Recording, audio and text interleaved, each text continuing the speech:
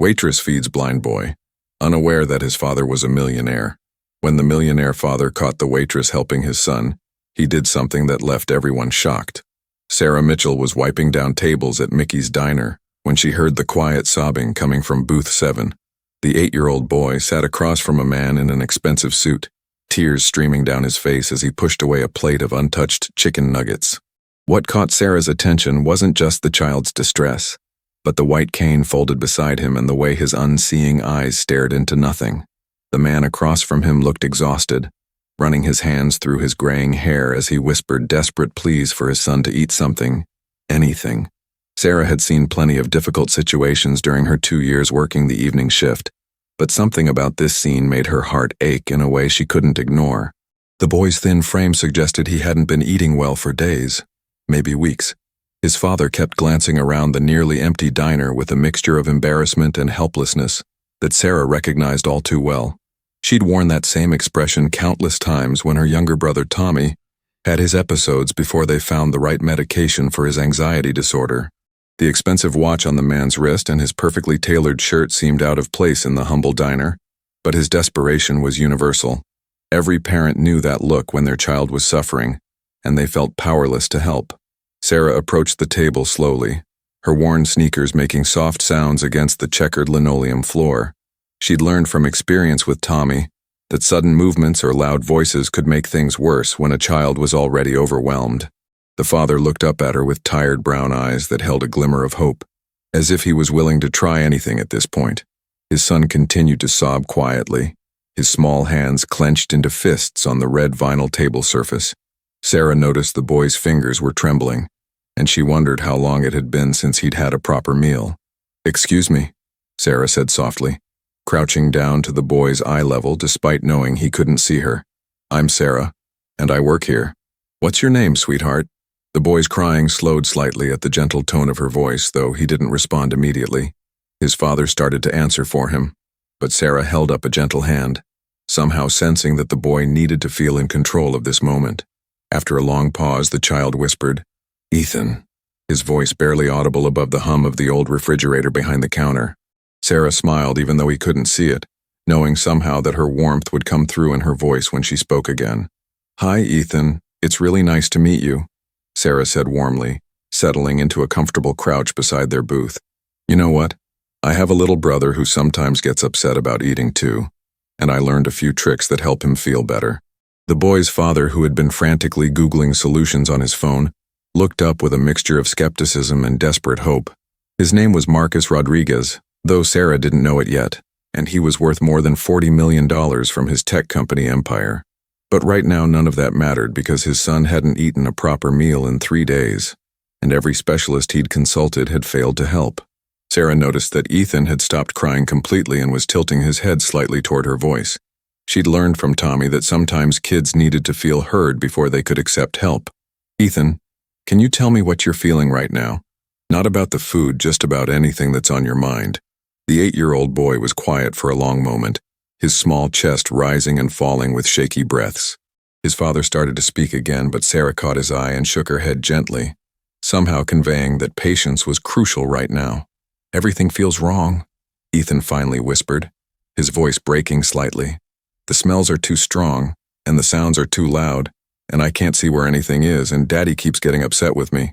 Sarah's heart clenched as she recognized the overwhelm in his voice. She'd seen this exact same thing with Tommy during his worst episodes, when the world felt too big and too much to handle. Marcus's expensive suit couldn't hide the way his shoulders sagged with guilt at his son's words, and Sarah realized this man was carrying far more than just worry about one missed meal. "Oh, sweetie, that sounds really hard," Sarah said softly, her voice carrying the kind of understanding that only comes from real experience. "You know what I do when my brother feels like that? I help him find one small thing that feels safe and good, and we start there." She reached into her apron pocket and pulled out a small, smooth stone she'd been carrying since her shift started. It was Tommy's worry stone, something their grandmother had given him, and Sarah always kept it close during stressful days. Without asking permission, she gently placed it in Ethan's palm, watching as his fingers immediately began exploring its familiar, comforting texture. The change was almost immediate. Ethan's breathing slowed, his shoulders relaxed slightly, and for the first time since they'd arrived at the diner, he seemed to find a moment of peace. Marcus watched in amazement as his son's face softened, the tight lines of stress around his eyes beginning to fade. What neither of them knew was that Sarah had just demonstrated something that dozens of expensive therapists had failed to understand. Sometimes the most profound healing comes not from clinical techniques, but from simple human compassion and genuine understanding of what it feels like to be overwhelmed by a world that seems too much to bear. "This feels nice," Ethan said quietly, rolling the smooth stone between his small palms. Sarah smiled, remembering how that same stone had helped Tommy through countless difficult moments over the years. "It belonged to my grandmother, and she always said it had special powers to make people feel calmer." Marcus leaned forward slightly, watching his son's transformation with wonder and disbelief. In the 6 months since Ethan had lost his vision in the car accident that also claimed his mother's life, mealtimes had become battlegrounds filled with tears, frustration, and mounting desperation. Every high-priced specialist had offered theories and techniques, but none had managed to reach his son the way this young waitress seemed to be doing effortlessly. Sarah noticed the tension in Marcus's jaw starting to ease as he watched his son become more relaxed. She'd learned from her own family's struggles that sometimes parents needed as much support as their children, especially when they felt like they were failing despite their best efforts. "You know what, Ethan? I bet you're really good at knowing things through touch and sound that other people miss." The boy nodded slowly, still focused on the worry stone's smooth surface. His father had spent thousands of dollars on mobility training and adaptive equipment, but he'd never thought to frame his son's heightened senses as a strength rather than a compensation for loss. "I can tell when people are sad just by hearing their voice," Ethan offered quietly, the first time he'd volunteered information about himself in weeks. "And I know when Daddy is worried because he breathes differently." Marcus felt his chest tighten at his son's perceptive words, realizing that his own anxiety had been adding to Ethan's stress all along. Sarah nodded appreciatively, as if Ethan had just shared something truly remarkable. "That's an incredible gift, Ethan. Not everyone can understand people's feelings like that." Her words carried genuine admiration, not the forced enthusiasm that Ethan had grown tired of hearing from well-meaning adults who spoke to him differently because of his blindness. The diner around them hummed with its usual evening activity, but their booth had become a small island of calm understanding. Sarah glanced at the untouched plate of chicken nuggets and had an idea, something she'd learned from feeding Tommy during his most difficult phases. "Ethan, since you're so good at using your other senses, would you like to be a food detective with me?" The boy looked intrigued for the first time all evening, and Marcus held his breath, afraid to hope that they might finally be making progress. What none of them realized was that this simple moment of connection was about to change all their lives in ways they couldn't possibly imagine, and that Sarah's natural compassion would soon reveal secrets that would transform their understanding of family, wealth, and what it truly means to care for someone. "A food detective?" Ethan asked, a hint of curiosity creeping into his voice for the first time that evening. Sarah could see Marcus straightening in his seat, holding his breath as he watched his son show genuine interest in something related to eating. "That's right," Sarah said with gentle enthusiasm. "Food detectives use all their senses except sight to discover amazing things about their meals. Want to try it?" She reached for one of the chicken nuggets from his plate, holding it close enough for Ethan to hear the slight sound it made when she tapped it with her fingernail. The boy tilted his head, listening intently, and Marcus realized he was witnessing something he hadn't seen in months, his son being genuinely engaged with the world around him. Sarah guided Ethan's hand to hover just above the nugget, letting him feel the warmth radiating from it. "What do you detect, Detective Ethan?" she asked in a playful whisper. "It's warm and it smells like chicken and something crispy," he said slowly, his analytical mind engaging with the puzzle. "And I can hear a tiny crackling sound." Sarah nodded approvingly, treating his observations with the seriousness of a real investigation. Marcus watched in amazement as his son, who had been sobbing inconsolably just minutes before, was now actively participating in exploring his food rather than rejecting it outright. "Before I tell you what happened next, I have to ask, what would you do if you saw a child struggling like this? Would you step in to help? Or would you assume it wasn't your place? Tell me in the comments what you think, because this story is about to take a turn that will surprise everyone. Now for the final test," Sarah said, breaking off a tiny piece of the nugget and placing it in Ethan's palm. Food detectives always taste their evidence, but only when they feel ready. She didn't push or pressure him, simply sat back and waited, understanding that the choice had to be entirely his.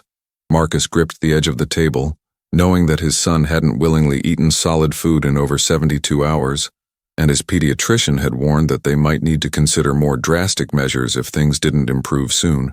The silence stretched between them, filled with hope and anxiety in equal measure. Slowly, almost tentatively, Ethan brought the small piece to his lips. He paused, seeming to gather courage, then took the tiniest bite. His face remained neutral for a moment as he chewed thoughtfully. Then he swallowed and reached for another piece. Marcus felt tears prick his eyes as he watched his son take a second, slightly larger bite, then a third. Sarah maintained her calm presence, neither celebrating nor pushing for more, simply accepting each small victory as it came. What she didn't know was that she was witnessing the first breakthrough in a case that had stumped some of the most expensive child psychologists in the country, and that her simple act of kindness was about to reveal a story of loss, wealth, and unexpected connection that would change everyone involved. Within 10 minutes, Ethan had eaten 3 complete chicken nuggets and was reaching for a 4th. Marcus sat in stunned silence watching his son eat more food than he had consumed in the previous 3 days combined. Sarah had somehow transformed their nightly battle into a game of discovery, and Ethan was engaged in a way that his father hadn't seen since before the accident. "You're an excellent food detective," Sarah praised quietly, her voice warm with genuine pride. "I think you've solved the case of the mysterious chicken nuggets." Ethan actually smiled, a real smile that reached his entire face and reminded Marcus painfully of his late wife Elena, who had always been able to make their son laugh even during his most difficult moments. "Can we investigate the French fries next?" Ethan asked, and Marcus nearly choked on his own breath. His son was actually asking for more food, something that hadn't happened since the tragic night 6 months ago when their lives had been torn apart. Sarah nodded enthusiastically and began the same gentle process with the fries, helping Ethan explore their texture, temperature, and taste through careful observation. She noticed that the boy responded best when he felt in control of the pace and when his heightened senses were treated as valuable tools rather than limitations to overcome. Marcus found himself studying this young waitress who had accomplished in 20 minutes what teams of specialists had failed to achieve in half a year. Her uniform was simple and well-worn. Her sneakers had seen better days, and she couldn't have been more than 25 years old. Yet she possessed an intuitive understanding of his son that had eluded everyone else, including himself. He wondered about her background, her training, and how she had learned to connect with children who were struggling. What he didn't know was that Sarah's expertise came not from textbooks or formal education, but from years of caring for her brother Tommy and navigating their family's financial struggles after their parents' deaths. As Ethan worked his way through his meal with newfound enthusiasm, Sarah began to notice details about his father that she hadn't caught initially. The man's watch wasn't just expensive, it was a limited edition Rolex that cost more than she made in 2 years. His phone had buzzed several times with messages, and she'd caught glimpses of notifications from financial apps showing numbers with more zeros than she'd ever seen in one place. His wedding ring, which he still wore despite clearly being widowed, was a platinum band that probably cost more than her monthly rent. Yet despite all the obvious signs of wealth, he seemed genuinely grateful for her help, not entitled or demanding as she might have expected from someone of his apparent status. The other diners and Mickey's had begun to take notice of the transformation happening in Booth 7. Mrs. Patterson, a regular customer who came in every Tuesday evening, kept glancing over with curious interest. Even Jake, the night cook, had emerged from the kitchen to witness what could only be described as a minor miracle unfolding before their eyes. But Sarah remained focused entirely on Ethan, helping him navigate each bite with patience and understanding, completely unaware that she was helping one of the wealthiest single fathers in the state, and that her simple act of kindness was about to set in motion a series of events that would change her life forever. "I ate everything," Ethan announced with quiet pride, pushing his empty plate toward where he thought Sarah was sitting. Marcus stared at the clean plate in disbelief, remembering all the untouched meals, the arguments, the tears, and the growing desperation of the past 6 months.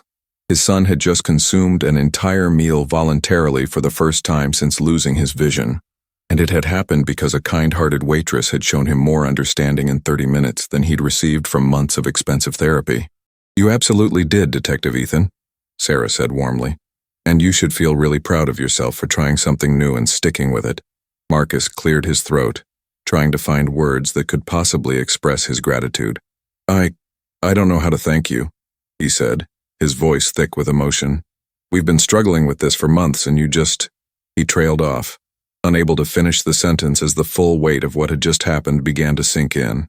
Sarah looked at him with gentle understanding, recognizing the exhaustion and relief in his eyes. Sometimes kids just need to feel understood and safe before they can take on new challenges, she said simply, as if she hadn't just performed what felt like a miracle to Marcus. Sarah began clearing the table, stacking the empty plates with practiced efficiency, while Ethan continued rolling the worry stone between his palms. Can I keep this? He asked quietly, holding up the small smooth rock that had become his anchor during the meal. Of course you can, Sarah replied without hesitation, even though it meant giving up the one thing that had helped her get through her own difficult days. That stone has helped my family through some tough times, and I think it wants to help you too. Marcus watched this exchange with growing amazement, realizing that this young woman was giving away something precious to help his son. As Sarah moved efficiently around their table, Marcus found himself studying her more closely.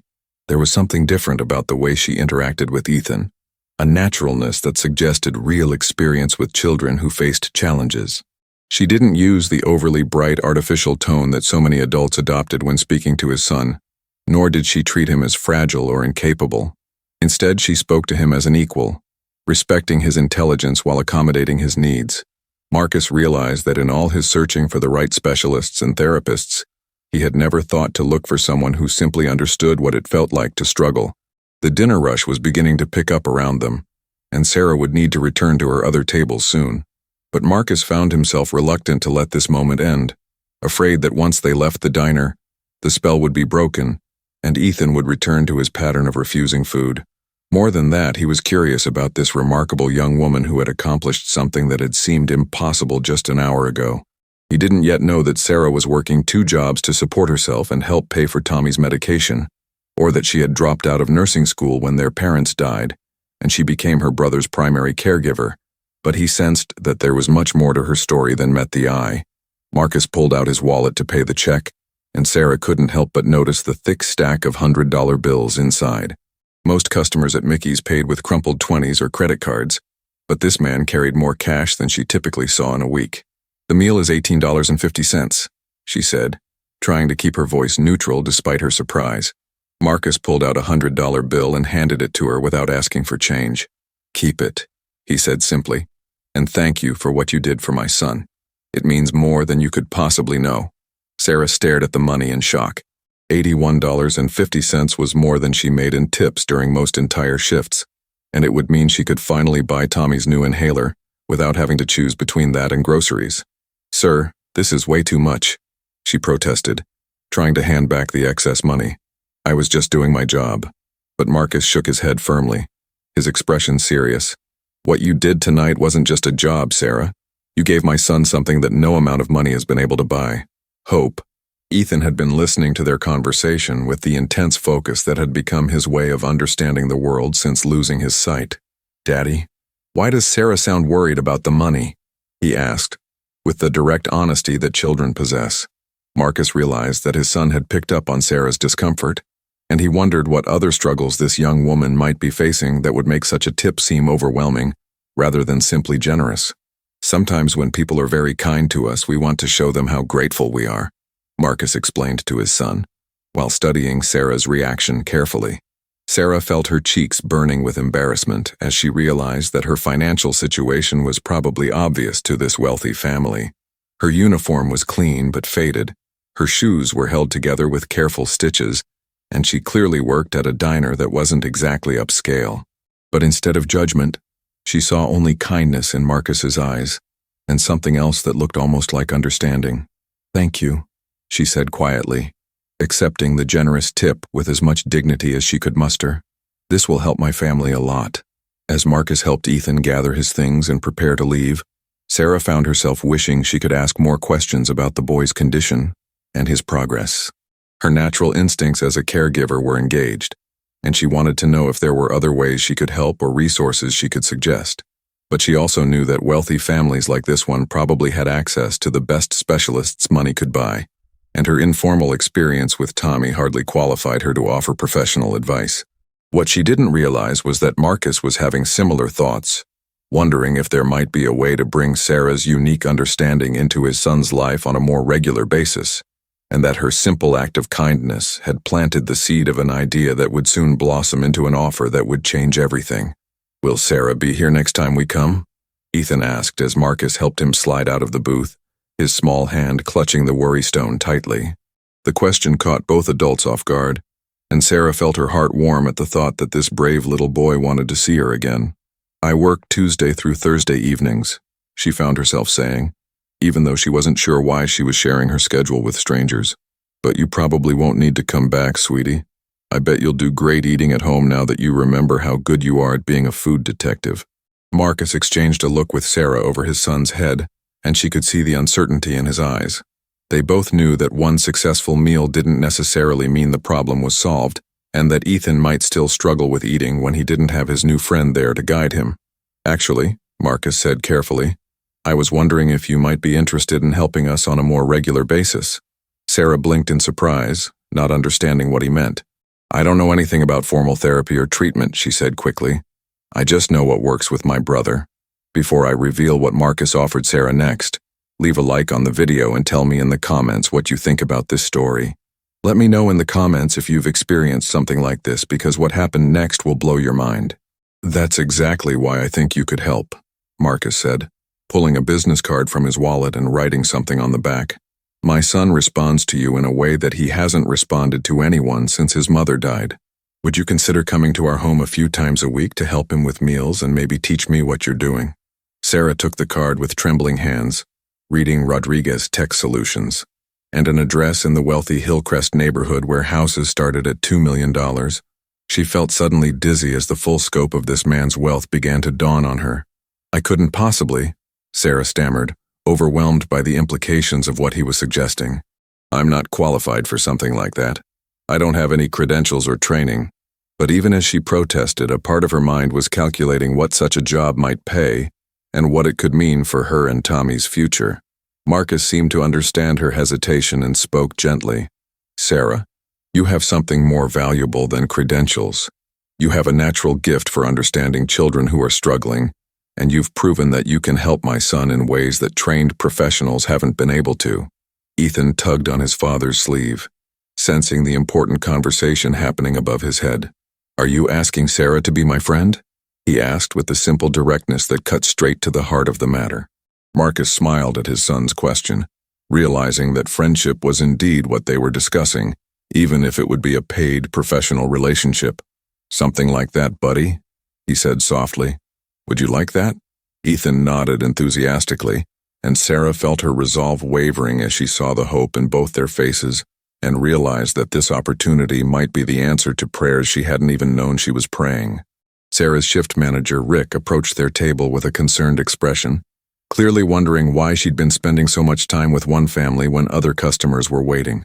"Sarah, table 4 needs their check," he said pointedly, reminding her of her other responsibilities.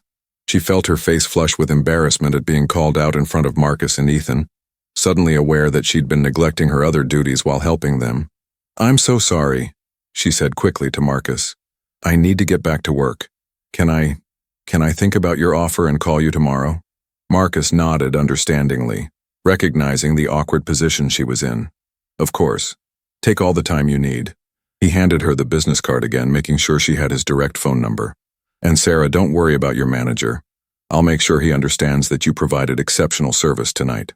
As Sarah hurried away to attend to her other tables, Marcus approached Rick with the quiet confidence that came from years of running successful businesses. Their conversation was brief and private, but Sarah noticed Rick's demeanor change completely, nodding respectfully and glancing toward her with what looked like newfound respect. As Marcus and Ethan prepared to leave, the boy turned back toward where he thought Sarah might be.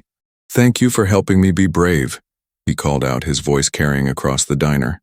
Every customer and staff member turned to look, and Sarah felt tears prick her eyes at his simple, heartfelt gratitude.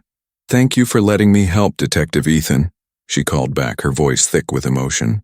She watched as Marcus guided his son toward the door, noting how carefully and lovingly he attended to Ethan's needs, and she realized that despite his obvious wealth, this was simply a father who loved his child and wanted what was best for him. After they left, Sarah found herself staring at the business card in her apron pocket, reading the address over and over. Rodriguez Tech Solutions was one of the largest companies in the city, she realized, the kind of corporation that was always in the business news for its innovative software and massive contracts. Marcus Rodriguez wasn't just wealthy. He was one of those entrepreneurs whose success stories were featured in magazines and whose company employed thousands of people. The idea that someone of his stature would want to hire her, a small-town waitress with no formal qualifications, seemed almost surreal. Rick appeared at her elbow, his earlier irritation replaced by something approaching awe. "Do you know who that was?" he asked in a low voice. "Marcus Rodriguez. He owns half the tech companies in the state, and he just told me that you provided the best customer service he's ever experienced anywhere." Sarah looked at her manager in surprise, wondering what exactly Marcus had said to him. "He also left this for you," Rick added, handing her an envelope. Inside, Sarah found another $100 bill and a note that read, "For your brother's medication. Thank you for showing my son what kindness looks like. Marcus." Sarah sank into the nearest chair, overwhelmed by the generosity of a man she'd known for less than 2 hours, and began to realize that her life was about to change in ways she couldn't even imagine. The rest of Sarah's shift passed in a blur of routine tasks while her mind churned with possibilities and fears about Marcus's offer. Every time she tried to focus on taking orders or refilling coffee, she found herself thinking about Ethan's smile when he successfully ate his dinner, and the desperate gratitude in his father's eyes. She'd never seen anything like the transformation that had occurred at their table, and she couldn't shake the feeling that she'd witnessed something truly special. But the rational part of her mind kept insisting that she was just a waitress with no business trying to help a millionaire's child, when trained professionals had already tried and failed. During her break, Sarah called her best friend and roommate, Jessica, from the diner's back office. "Jess, something incredible happened tonight, but I don't know if I should believe it's real," she began, then told the whole story from beginning to end. Jessica listened without interrupting, occasionally making sounds of amazement at the details about Marcus's wealth and his unexpected offer.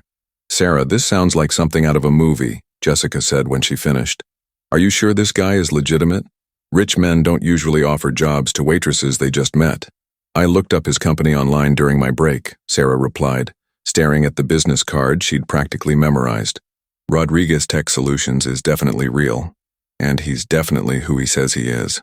There are pictures of him at charity events and business conferences all over the internet." She paused, thinking about the way Marcus had interacted with his son, the patience and love that had been evident despite his obvious stress and exhaustion. "Jess, I think he's just a dad who's desperate to help his kid, and somehow I was able to do something that worked." Jessica was quiet for a moment, processing the implications of what her friend was telling her. What would this job even involve? You can't just move in with some rich family and play nanny without any kind of formal arrangement. Sarah realized she hadn't thought through any of the practical details, having been too overwhelmed by the encounter itself to consider things like contracts, schedules, or exactly what would be expected of her. "I guess I'd need to ask him all those questions if I decide to call him back," she said, feeling simultaneously excited and terrified by the prospect. "Sarah, you've been working 2 jobs and barely making ends meet since Tommy got sick," Jessica reminded her gently. "If this is a legitimate opportunity to help a child who needs you while also improving your own situation, maybe you should at least find out more about it." Sarah knew her friend was right. Between her shifts at the diner and her weekend job cleaning offices, she was exhausted all the time, and still struggling to cover Tommy's medical expenses and their basic living costs. The money Marcus had already given her tonight would cover Tommy's inhaler and their groceries for the next 2 weeks, but that was just a temporary fix to their ongoing financial struggles. As Sarah finished her shift and prepared to head home to her small apartment across town, she found herself thinking about Ethan's question. "Will Sarah be here next time we come?" The hope in his voice had been unmistakable, and she realized that this wasn't just about a job opportunity. This little boy, who had been struggling with trauma and loss in ways she understood all too well, had connected with her in a meaningful way. Maybe, she thought as she hung up her apron and grabbed her keys, she owed it to both of them to at least explore what Marcus had in mind. Sarah arrived home to find Tommy asleep on their small couch, his inhaler beside him and his laptop still open to the online games he played to distract himself from his anxiety attacks. At 15, her brother was small for his age, his asthma and anxiety having taken their toll on his physical development, but his mind was sharp, and his heart was generous in ways that constantly amazed her. She gently covered him with a blanket and closed the laptop, thinking about how much their lives had changed since their parents died in the factory accident 3 years ago. Their modest 2-bedroom apartment was clean but sparse, furnished with second-hand finds and necessities rather than luxuries. Sarah had done her best to create a warm home for Tommy, but she knew he was aware of their financial struggles and the sacrifices she made to keep them afloat. He never complained about wearing second-hand clothes or eating generic brand groceries, but she caught him looking wistfully at things other kids his age took for granted: new sneakers, video games, or even just the freedom to participate in school activities that required fees they couldn't afford. Sitting at their small kitchen table with Marcus's business card in front of her, Sarah tried to imagine what it would be like to work for a family with unlimited resources. The Rodriguez home was probably larger than their entire apartment building, filled with things she could barely afford to dream about. But what struck her most about the evening wasn't the obvious wealth, but the way Marcus had looked at his son with such desperate love, and how Ethan had responded to simple kindness and understanding, rather than expensive interventions. Sarah pulled out her phone and searched for more information about Marcus Rodriguez and his family. What she found made her heart ache with understanding. Elena Rodriguez, Marcus's wife and Ethan's mother, had been a beloved pediatric nurse who had volunteered at children's hospitals and founded a non-profit to help families with medical expenses.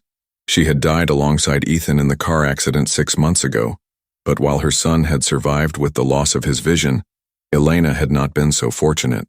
The articles described Marcus as a devoted husband and father who had thrown himself into his work after the tragedy, while struggling to care for his traumatized son. As Sarah read about the family's loss, she began to understand the depth of what she'd witnessed at the diner. Marcus wasn't just dealing with a child who was refusing to eat. He was a grieving widower, trying to help his son heal from trauma while managing his own grief and the pressure of running a major corporation. Ethan wasn't just a picky eater. He was a little boy who had lost his mother and his sight in one terrible moment, and who was probably struggling with depression and anxiety that no amount of money could simply fix. Sarah realized that her ability to connect with him might have had less to do with any special talent, and more to do with her own experience of loss and the way it had taught her to recognize when someone was drowning emotionally. The next morning, Sarah woke up early and made breakfast for Tommy before his online school session began. As they shared scrambled eggs and toast at their small table, she found herself telling him about the previous evening's encounter. Tommy listened with the mature attention that trauma had forced him to develop beyond his years, occasionally asking thoughtful questions about Ethan's condition and Marcus's situation. "It sounds like that little boy really needs someone who understands him," Tommy said finally, his own experience with anxiety giving him insight into Ethan's struggles. "But what if I mess it up, Tommy?" Sarah asked, voicing the fear that had kept her awake most of the night. "What if I can't help him the way I did last night? What if it was just a fluke and I end up disappointing him and his father?" Tommy looked at his sister with the wisdom that comes from being cared for by someone who truly understands struggle. "Sarah, you've been taking care of me for 3 years and you've never once made me feel like my problems were too much for you. Maybe that little boy just needs to know that someone won't give up on him." After Tommy settled into his morning routine of online classes and breathing treatments, Sarah finally worked up the courage to call the number on Marcus's business card. Her hands shook slightly as she dialed, and she almost hung up when a professional-sounding receptionist answered. "Rodriguez Tech Solutions, how may I help you?" The voice asked briskly. I'm trying to reach Marcus Rodriguez.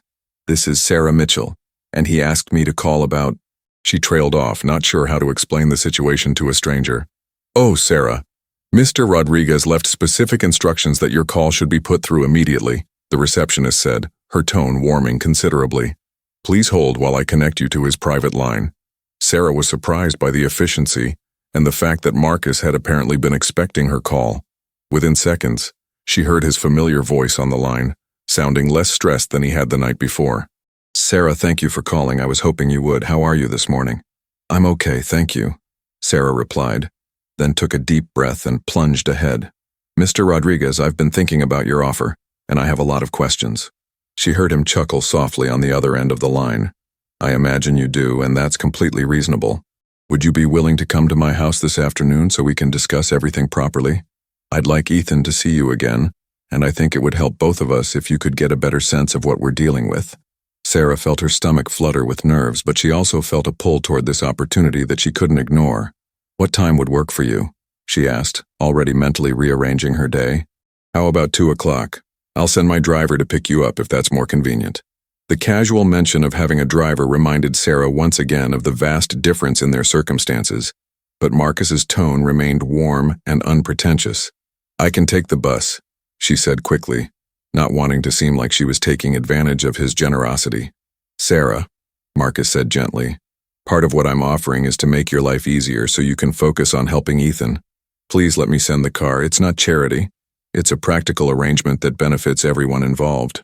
Sarah realized that her pride was getting in the way of being practical, and she agreed to the ride. As she hung up the phone, she felt a mixture of excitement and terror about what the afternoon might bring, and she began to understand that she was standing at a crossroads that could change not just her life, but Tommy's future as well. Marcus's driver arrived at exactly 2 o'clock in a sleek black sedan that looked completely out of place in Sarah's modest neighborhood. Several of her neighbors came out to their porches to watch as she climbed into the luxury vehicle, and she felt herself blushing at the attention. The driver, a kind middle-aged man named David, made polite conversation during the 20-minute drive to the Hillcrest area, pointing out landmarks and making her feel more at ease with his friendly demeanor. The Rodriguez home was even more impressive than Sarah had imagined from looking up the address online. The sprawling contemporary mansion sat on several acres of perfectly landscaped grounds, with a circular driveway that could accommodate a dozen cars and security gates that opened automatically as they approached. Sarah felt intimidated by the obvious wealth on display, but she reminded herself that inside this impressive house was a little boy who just needed someone to understand him, and that was something she could provide regardless of her own circumstances. Marcus met her at the front door personally, dressed casually in khakis and a button-down shirt that made him seem more approachable than he had in his business suit the night before. "Sarah, welcome to our home," he said warmly, extending his hand in greeting.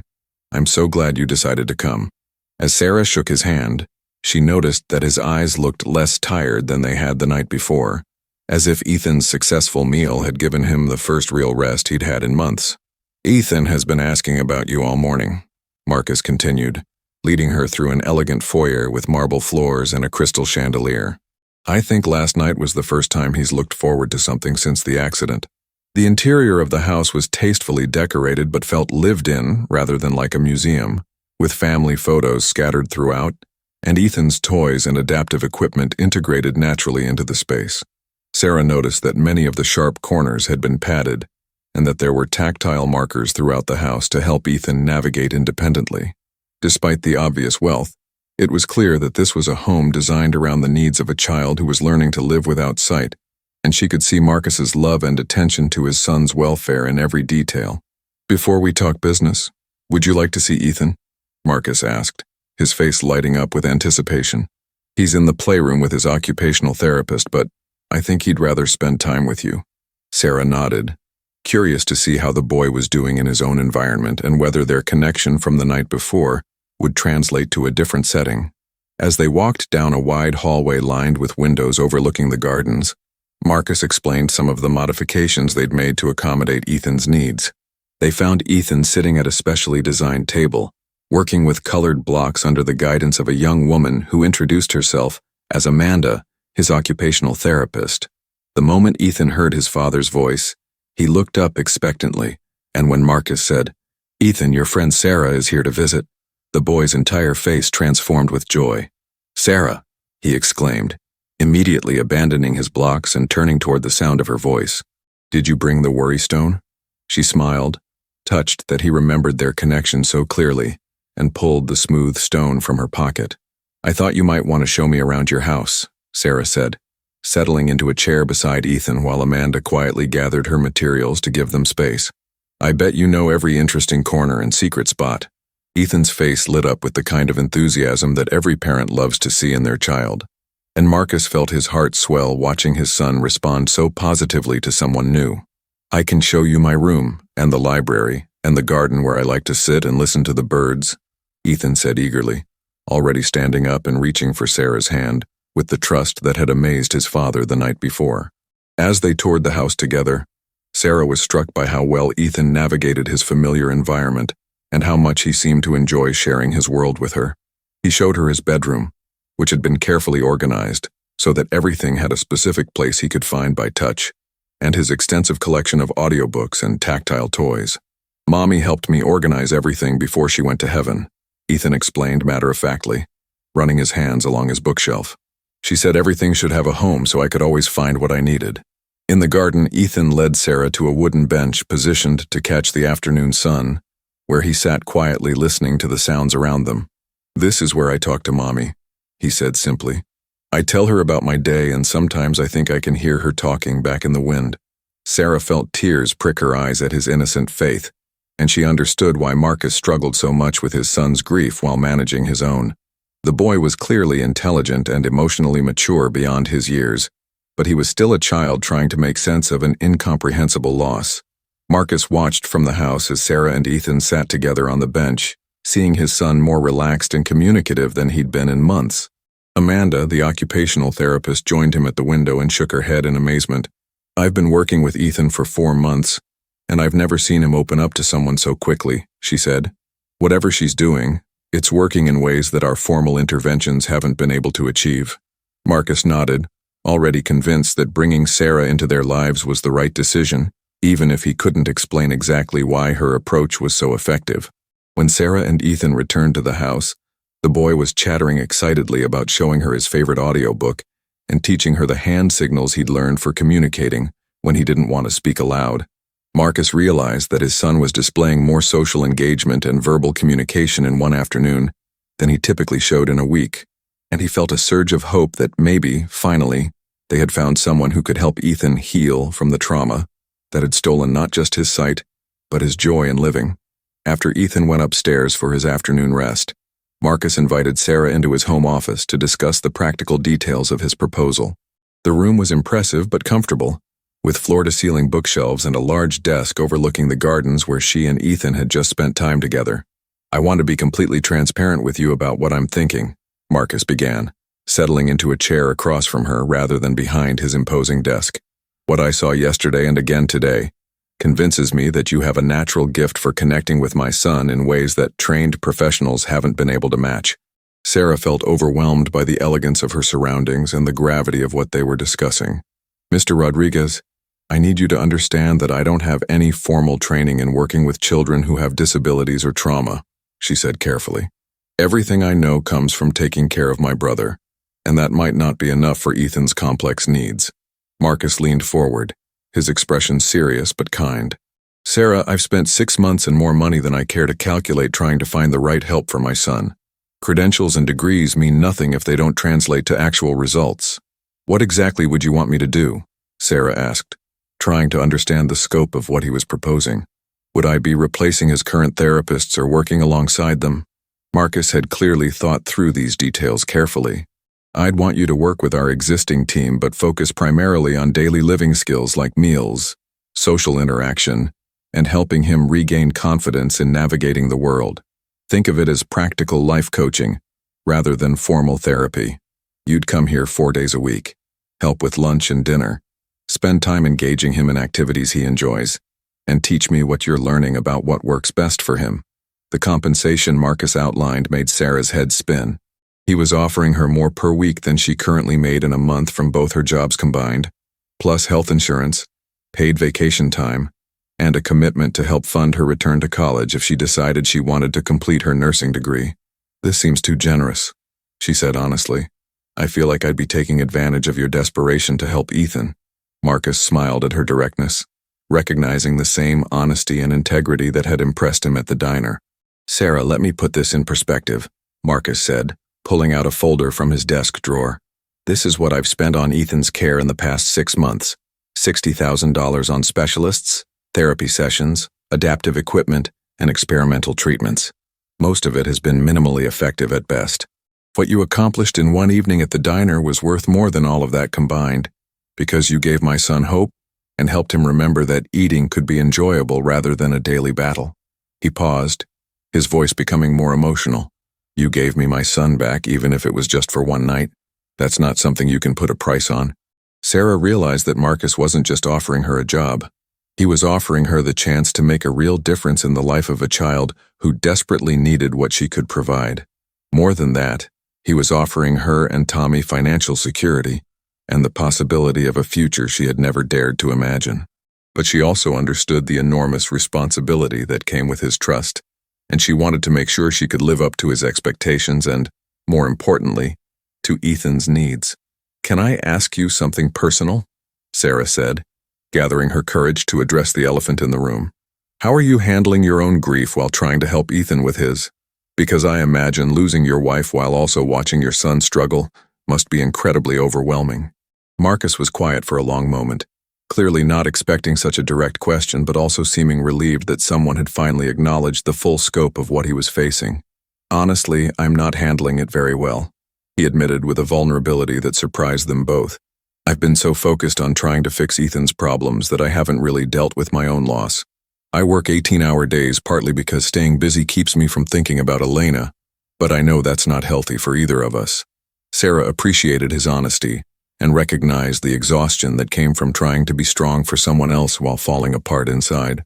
"Grief is complicated when you're also a caregiver," she said softly.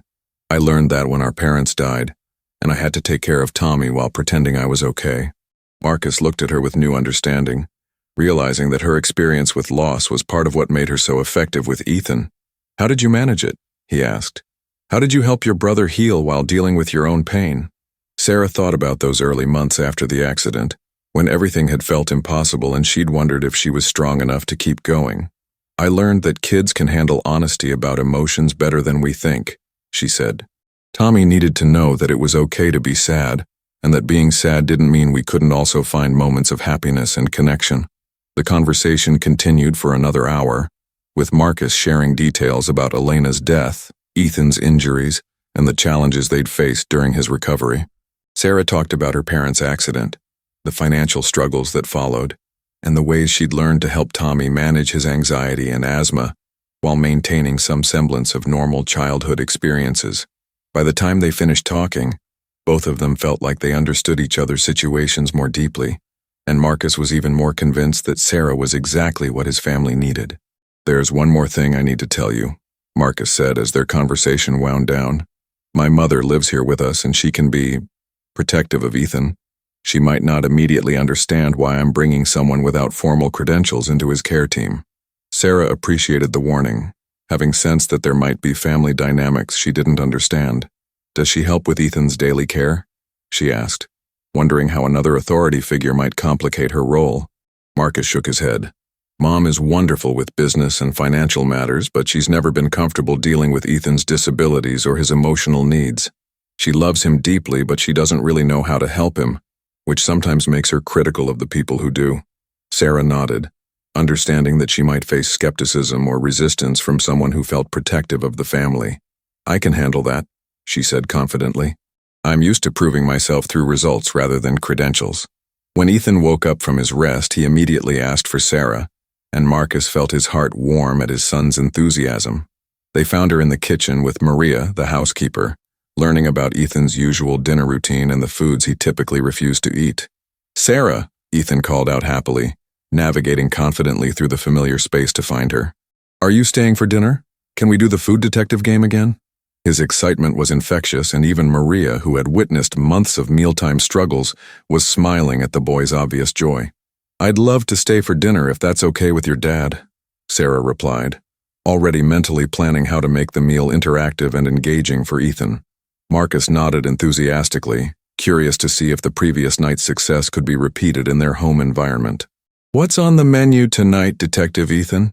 Sarah asked, examining the ingredients Maria had prepared.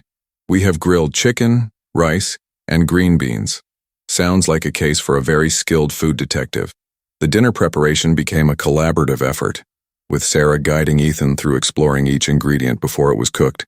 letting him smell the spices and feel the textures while Maria worked around them with patient amusement. Marcus watched from the kitchen island, marveling at how Sarah had transformed their usual pre-dinner tension into an anticipatory game that had his son genuinely excited about eating. "The chicken smells different than the nuggets last night," Ethan observed astutely.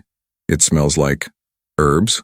"Excellent detective work," Sarah praised, helping him identify the rosemary and thyme that Maria had used to season the meat. "Those are herbs that grow in gardens and they make food taste more interesting. What do you think they'll taste like?" Ethan considered the question seriously, his analytical mind engaged with the puzzle. "Maybe like, the garden after it rains," he guessed, and Sarah was impressed by his sophisticated palate and his ability to make sensory connections that many adults would miss. When they sat down to eat, Sarah repeated the approach that had worked at the diner, letting Ethan choose the order in which he wanted to try each food and encouraging him to explore each bite thoroughly before moving on to the next. Marcus joined them at the table, following Sarah's lead and engaging with the food exploration game rather than simply trying to get his son to eat efficiently. For the first time in months, their family dinner felt relaxed and enjoyable, rather than stressful and combative. "This is the best dinner we've had in a long time," Marcus said honestly, watching Ethan finish his entire plate without complaint or coercion. "Sarah, I think you might be a miracle worker." But Sarah shook her head, knowing that the real miracle was simply treating Ethan with respect and patience, rather than frustration and pressure. "The miracle is that Ethan is braver than he realizes," she replied, and all he needed was someone to believe in his ability to try new things. After dinner, Sarah helped Ethan with his evening routine, learning about his preferences for bath time, bedtime stories, and the specific way he liked his room organized for nighttime. She was struck by how independent he could be when given the right support, and how much he enjoyed having control over his environment. "Sarah, will you come back tomorrow?" he asked as she tucked him into bed, his voice filled with hope and just a touch of anxiety that she might disappear like so many other people had from his life. "If your dad wants me to, I'd love to come back," Sarah replied honestly, not wanting to make promises she couldn't keep but also recognizing how much he needed consistency and reliability. "I had a really wonderful time getting to know you today, and I think you're one of the smartest, bravest kids I've ever met." Ethan beamed at the praise, then surprised both Sarah and Marcus by reaching up to give her a spontaneous hug, something he hadn't initiated with anyone outside his immediate family since the accident.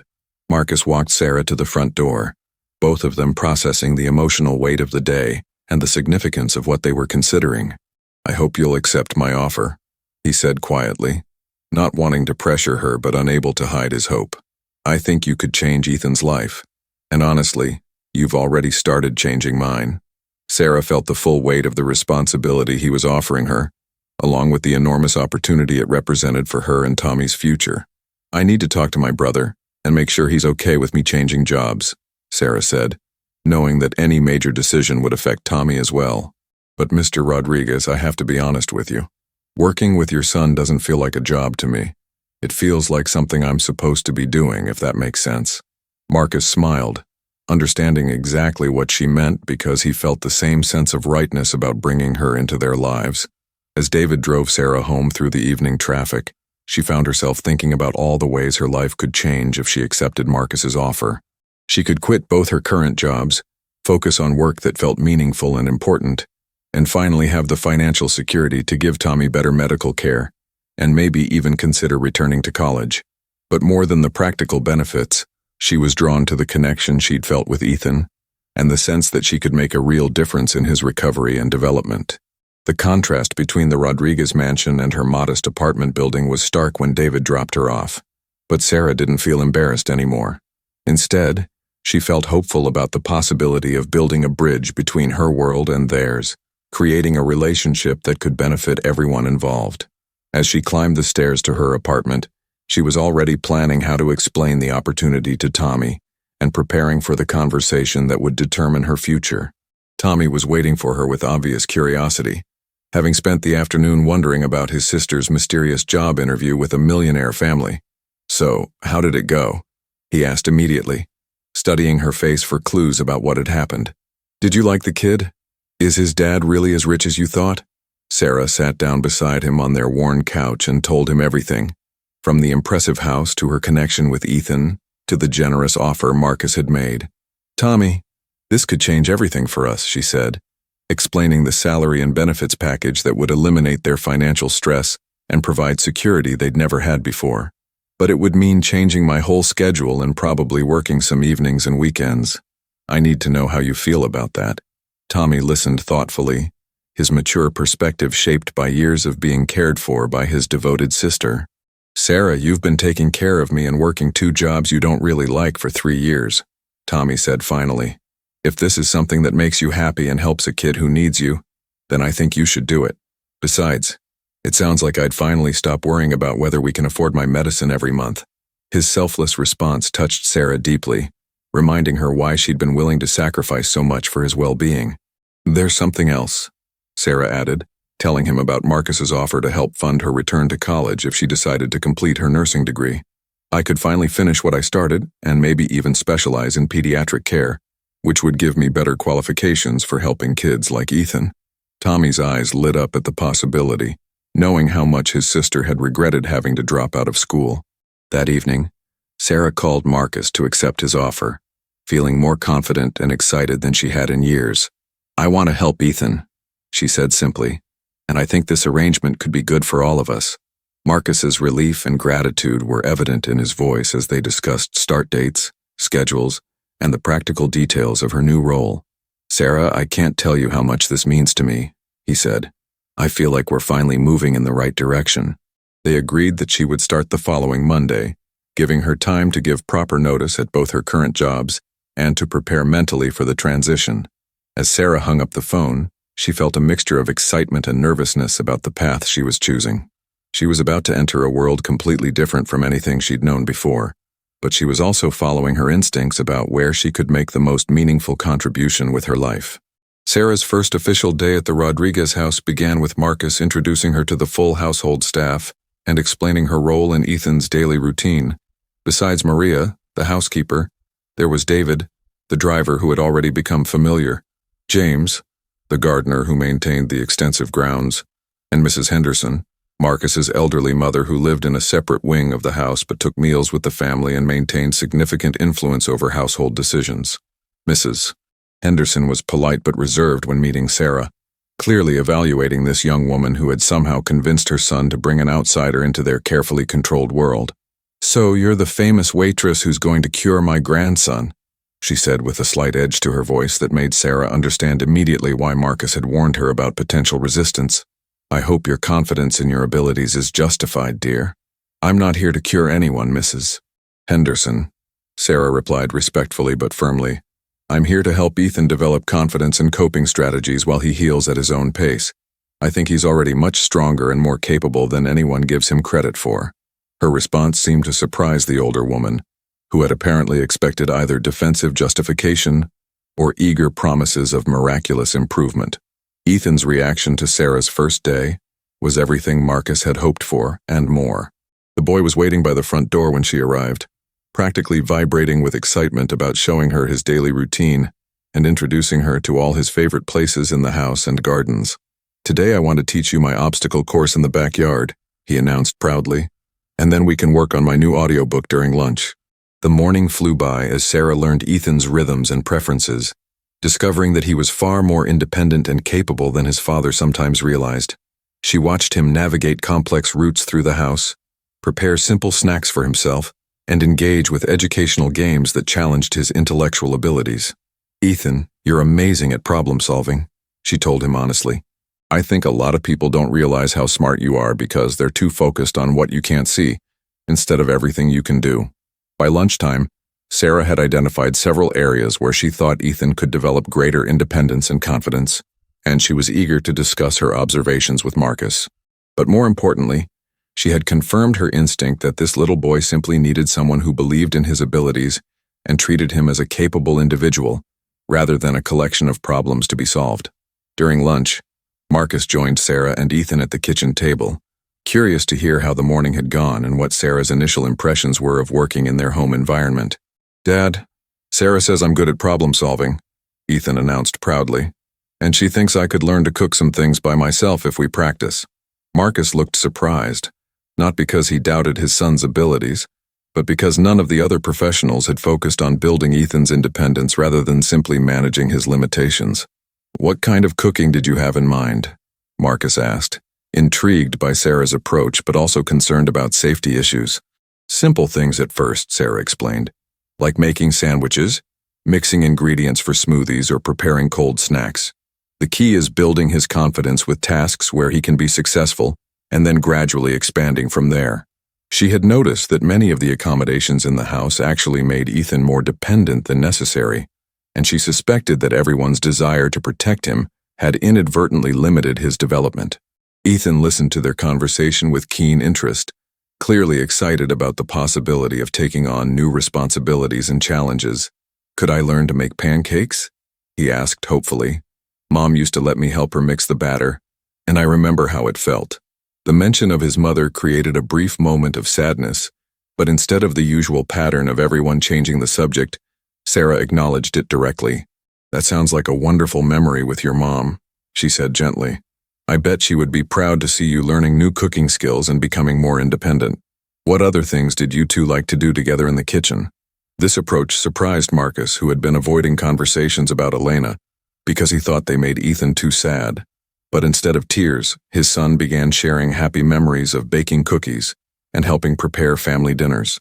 As the conversation continued, Marcus realized that Sarah was helping Ethan process his grief in healthy ways, while also building his confidence and independence. She wasn't trying to replace his mother or pretend the loss hadn't happened. Instead, she was helping him honor those memories while moving forward with his life. It was exactly the kind of balanced approach that Marcus had been unable to achieve on his own, caught between his own grief and his desire to protect his son from further pain. The afternoon brought new challenges as Mrs. Henderson joined them for tea and began questioning Sarah more directly about her background and qualifications. "I've done some research on you, dear," the older woman said with pointed politeness, "and I'm curious about why you left college so abruptly. Was there some kind of academic difficulty?" Sarah felt her cheeks burn but maintained her composure, recognizing that Mrs. Henderson was testing her rather than seeking genuine information. "I left school when my parents died in an industrial accident, and I needed to become my brother's legal guardian," Sarah replied calmly, meeting Mrs. Henderson's challenging gaze directly. "Tommy was 12 at the time, and he has medical conditions that require consistent care and financial resources. Staying in college wasn't an option when he needed me." Her straightforward answer seemed to take some of the wind out of the older woman's sails, though she clearly wasn't ready to abandon her skepticism entirely. "How admirable," Mrs. Henderson said with faint condescension, "though I do wonder if someone so young and inexperienced is really the best choice for a child with Ethan's complex needs. Surely there are trained professionals who could provide more comprehensive care." Sarah felt her temper flare but controlled it, knowing that losing her cool would only prove the woman's point. "You're absolutely right that Ethan deserves the best possible care," she agreed, "which is why I'm working alongside his existing therapy team, rather than replacing anyone." Marcus had been listening to this exchange with growing frustration at his mother's obvious attempts to undermine Sarah, but before he could intervene, Ethan himself spoke up in his new friend's defense. "Grandma, Sarah is really good at helping me feel brave," he said with the simple honesty that children possess. "She doesn't make me feel bad about not seeing things, and she thinks I'm smart. That makes me want to try harder." His words carried more weight than any credentials could have provided, and Mrs. Henderson fell silent, clearly not expecting her grandson to advocate so strongly for someone he'd known less than a week. The tension in the room was broken when Sarah suggested that she and Ethan continue working on his afternoon activities, gracefully removing herself from the uncomfortable conversation while giving Marcus an opportunity to address his mother's concerns privately. As they left the room, Sarah heard the beginning of a heated discussion between Marcus and Mrs. Henderson, but she focused her attention on Ethan, who seemed oblivious to the adult drama swirling around him. "Are you upset that Grandma doesn't like me very much?" Ethan asked as they settled in his playroom, his perceptive nature once again surprising Sarah with its accuracy. "She doesn't know me very well yet," Sarah replied honestly, "and sometimes people are suspicious of new people when they care about protecting someone they love. I think she just wants to make sure you're safe and happy." Her diplomatic response satisfied Ethan's curiosity while avoiding any criticism of his grandmother. The rest of the afternoon passed peacefully, with Sarah helping Ethan work on mobility exercises and spatial awareness games that built his confidence in navigating his environment. She was impressed by his rapid learning and his willingness to take on challenges that previous caregivers might have considered too difficult or risky. By the time Marcus came to find them, Ethan was successfully navigating a complex obstacle course in the backyard and clearly proud of his accomplishments. "How did your conversation with Mrs. Henderson go?" Sarah asked Marcus quietly, while Ethan practiced his balance exercises on a low beam they'd set up in the garden. She could tell from his expression that the discussion had been intense, and she wanted to know if his mother's objections might affect her position. "Mom is concerned about bringing someone new into Ethan's routine when he's finally starting to stabilize," Marcus replied diplomatically. "But I made it clear that your presence here is already producing positive results that I'm not willing to risk losing." Sarah appreciated his support but also understood the delicate family dynamics she was navigating. "I don't want to cause problems between you and your mother," she said sincerely. "If you think it would be better for me to work with Ethan somewhere else or to modify my schedule to avoid conflicts, I'm willing to be flexible." Marcus shook his head firmly, impressed by her willingness to accommodate but determined not to let his mother's resistance undermine what was clearly beneficial for his son. Over the next few weeks, Sarah settled into a comfortable routine with the Rodriguez family, working 4 days a week and gradually expanding her role as she better understood Ethan's needs and capabilities. Her relationship with Mrs. Henderson remained cordial but cool, though the older woman couldn't argue with the obvious improvements in her grandson's mood, appetite, and overall engagement with life. Ethan was eating regularly, sleeping better, and showing enthusiasm for activities and learning that had been absent since the accident. One evening, as Sarah was preparing to leave after a particularly successful day, Marcus asked if they could speak privately in his office. "Sarah, I want you to know how grateful I am for everything you've accomplished with Ethan," he began, settling into the chair across from her. "But I'm also aware that you've been working here for almost a month now, and we haven't talked about your longer-term goals, or whether this arrangement is working for you personally." Sarah had been thinking about the same questions, surprised by how naturally she'd adapted to working with a wealthy family, and how much she enjoyed the intellectual challenges of helping Ethan develop new skills. "I love working with Ethan," she replied honestly, "and I feel like I'm making a real difference in his life, but I do wonder sometimes if I should be doing more to develop my own professional qualifications so I can help him more effectively as he gets older." Marcus nodded, understanding her concerns about long-term career development. "I've been thinking about that too," he said, "which is why I'd like to propose expanding our arrangement. What if we made this position permanent, with a significant salary increase and a guarantee that I'll fund your return to college part-time while you continue working with Ethan? You could specialize in pediatric psychology or special education, and by the time you graduate, you'd have both the formal credentials and years of practical experience working with children who have disabilities." Sarah felt her heart race at Marcus's proposal, recognizing the extraordinary opportunity he was offering her to build a real career while continuing to help Ethan. "That sounds almost too good to be true," she said cautiously, "but I'd need to understand what the expectations would be as Ethan gets older and his needs change." Marcus had clearly thought through these details carefully, having spent weeks observing how well she worked with his son and how much potential she showed for this type of work. "I envision you eventually becoming Ethan's primary life skills coordinator," Marcus explained, working with his medical and educational team to help him develop independence and confidence as he grows up. "With your formal education and continued experience, you could potentially help other families dealing with similar challenges, maybe even develop programs or write about your approaches." The scope of what he was describing took Sarah's breath away, representing a future she had never dared to imagine for herself. They spent the next hour discussing practical details, scheduling her college classes around her work with Ethan, maintaining her current salary while she was in school, and the possibility of eventually expanding her role to include consulting work with other families. Marcus also addressed her concerns about Mrs. Henderson's ongoing skepticism, assuring her that his mother's opinions would not affect her job security or opportunities for advancement. "There's one more thing I want to mention," Marcus said as their conversation wound down, "and I hope this doesn't make you uncomfortable, but you've become much more than an employee to this family.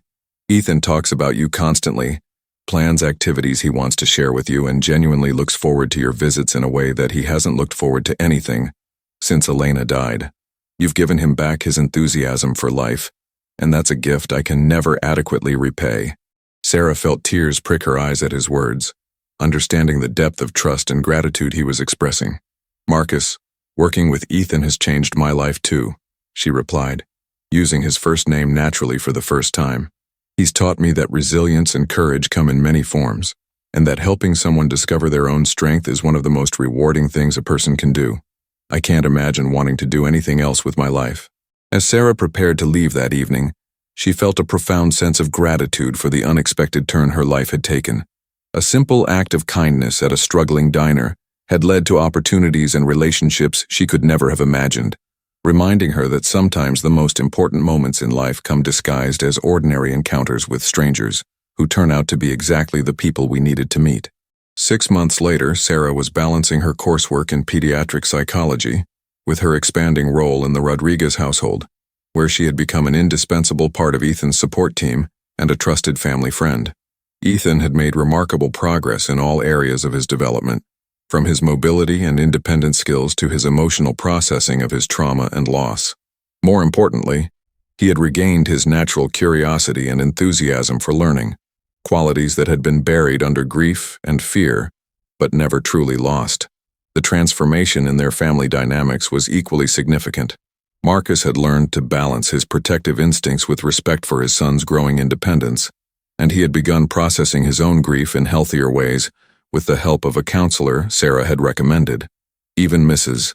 Henderson had gradually warmed to Sarah, impressed despite herself by the sustained improvements in her grandson's quality of life and the professional way Sarah handled her expanding responsibilities. On a warm Tuesday evening, as Sarah finished helping Ethan with his homework and prepared for her evening psychology class, she reflected on how dramatically her life had changed since that night at Mickey's diner, when she had simply tried to help a crying child. Tommy was thriving with better medical care and less financial stress. She was excelling in her college courses, and she was building a career that felt meaningful and sustainable. Most importantly, she had helped a grieving family heal, and a brave little boy discover that his blindness was just one aspect of who he was, not a limitation that defined his entire future.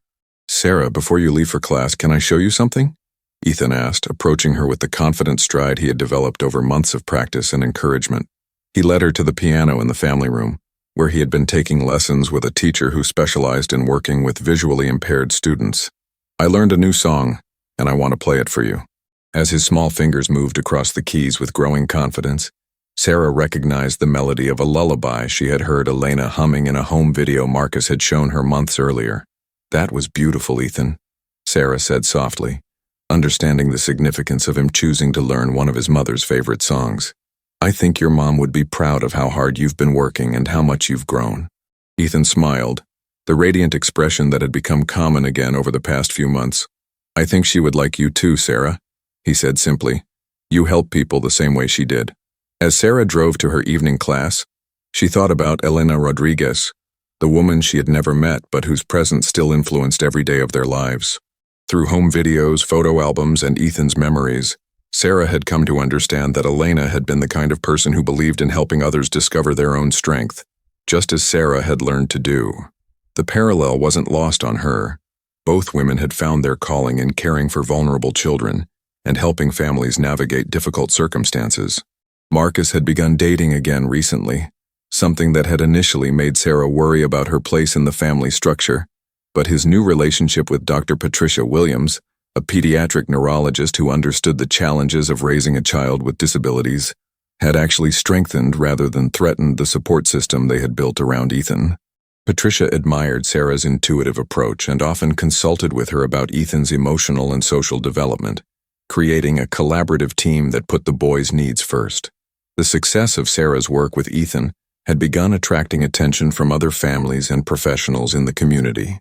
She had been invited to speak at conferences about her non-traditional approaches to helping children with trauma and disabilities, and several families had asked if she could provide consulting services for their own children. Marcus had encouraged her to explore these opportunities, recognizing that her unique perspective and growing expertise could benefit many more children than just his son.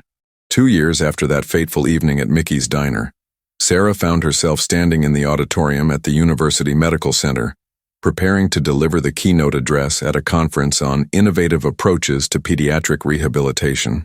In the audience sat Marcus, Ethan, Tommy, and dozens of other families whose children had benefited from the program Sarah had developed based on her work with the Rodriguez family. Ethan, now 10 years old, was thriving in a specialized school program that challenged his intellectual abilities while accommodating his visual impairment. He played piano competitively, had learned to rock climb with adaptive equipment, and was writing a children's book about his experiences to help other kids who were dealing with disabilities or loss. Most importantly, he had developed into a confident, compassionate child who saw his blindness as just one characteristic among many, not a limitation that defined his possibilities. Sarah's college graduation had been a celebration for everyone who had supported her journey. Tommy, now healthy and preparing for his own college applications, had been her proudest supporter. Marcus had attended with Patricia, who had become not just his partner, but also a valuable mentor for Sarah's continued professional development. Even Mrs. Henderson had been there, having long since accepted that Sarah's unconventional background had been exactly what her grandson needed. "Ladies and gentlemen," Sarah began her speech, looking out at an audience filled with parents, children, and professionals, all searching for better ways to help kids overcome challenges and discover their potential. 2 years ago, I was a waitress, working 2 jobs and struggling to make ends meet. I thought my biggest goal was simply getting through each day and taking care of my brother. I had no idea that one evening spent helping a crying child in a diner would change not just his life but mine as well. She continued, "What I learned from working with Ethan Rodriguez and his family is that sometimes the most profound healing doesn't come from expensive interventions or formal credentials. It comes from simple human connection, from seeing a child as a whole person rather than a collection of problems to solve, and from believing in their capacity to grow and thrive despite their challenges." The audience was completely silent, hanging on every word as Sarah shared the details of her journey from waitress to pediatric specialist, and how one family's willingness to look beyond traditional qualifications had created opportunities that changed multiple lives. The little boy I met that night taught me that courage comes in many forms, that resilience can be learned, and that sometimes the best thing you can do for someone is simply believe in their ability to overcome whatever obstacles they're facing. Today, Ethan is a thriving 10-year-old who plays piano, writes stories, and dreams of becoming a teacher who helps other kids with disabilities. His father has found love again and learned to balance protection with empowerment. His grandmother has discovered that sometimes the most unlikely people can provide exactly what a family needs. And I have found my calling in life, working with children and families to discover strength they didn't know they possessed. Sarah paused, looking directly into the camera that was recording her presentation for families who couldn't attend in person. If you're watching this and you're facing challenges that seem impossible, remember that help can come from the most unexpected places.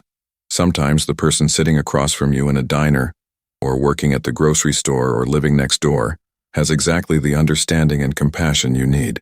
And if you're someone who has the opportunity to help, don't let formal qualifications or fear of not being enough stop you from reaching out. Sometimes the most important qualification is simply caring enough to try.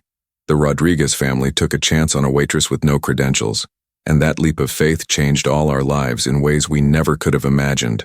Sometimes miracles happen not because someone has the perfect background or training, but because they have the perfect heart for the moment when they're needed most. What an incredible journey we've witnessed. From a simple act of kindness in a small diner to a transformation that touched an entire community.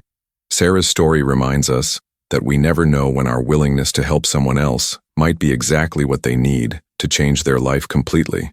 Have you ever had a moment when helping someone led to unexpected opportunities in your own life? Or maybe you've been the person who was helped by a stranger's kindness at just the right moment? Share your story in the comments below. I'd love to hear about the times when ordinary compassion created extraordinary outcomes. If this story moved you like it moved me, please hit that like button and subscribe to the channel for more inspiring true stories about how kindness, courage, and connection can transform lives in the most unexpected ways. Sometimes the most beautiful changes begin with the simplest acts of caring for one another.